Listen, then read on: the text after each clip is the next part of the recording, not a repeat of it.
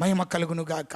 అయితే ఈ జక్కయ్య ధనవంతుడై ఉండి కూడా ఆ ధనము ఆయనను రక్షించలేదు, ఆ ధనము ఆయనకు రక్షణ ఇవ్వలేదు, ఆ ధనము దేవుని దగ్గరికి నడిపించలేదు.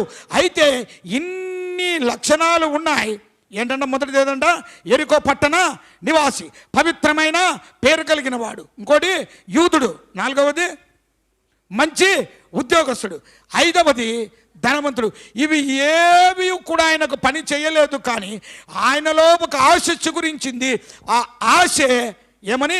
చూడాలి. ఎవరిని చూడాలని? యేసును చూడాలి. ఆ యేసును చూడాలన్న చిన్న ఆశ పెద్ద ఆశీర్వాదాలకు నాంది పలికింది. దేవుని నామమునకు మహిమ కలుగునుగాక.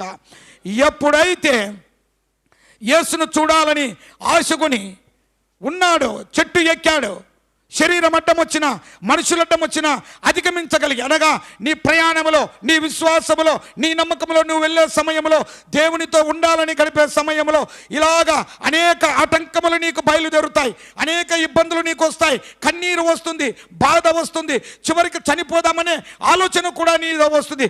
అవన్నీ అధిగమించగలిగితే మరి నీకు ఆనందమే తర్వాత ఉంటుంది. దానిని అధిగమించాలి అంటే సహనము, ఓర్పు, నిరీక్షణ. ఒకవేళ జక్కయ్య వస్తానే అందరూ అడ్డమున్నారు, నేను పోతా అంటే ఈ దినము జక్కయ్య అబ్రహాము సంతానంలోనికి చేర్చబడేవాడు కాదు. ఆ ఓర్పు, నిరీక్షణ, సహనమే ఆయన ఏం చేసిందంటే దేవుని చేత పిలుపబడడానికి, దేవుని చేత ఆయనను గౌరవింపబడడానికి దిగాడు. రా అన్నాడు, ఇంటిలో చేర్చుకున్నాడు, వాక్యాన్ని బోధించాడు, వాక్యానికి అనుగుణంగా తన తప్పు తాను ఒప్పుకున్నాడు. ఎప్పుడు? యేసును చేర్చుకున్న తర్వాతనే జక్కయ్య తన తప్పు తాను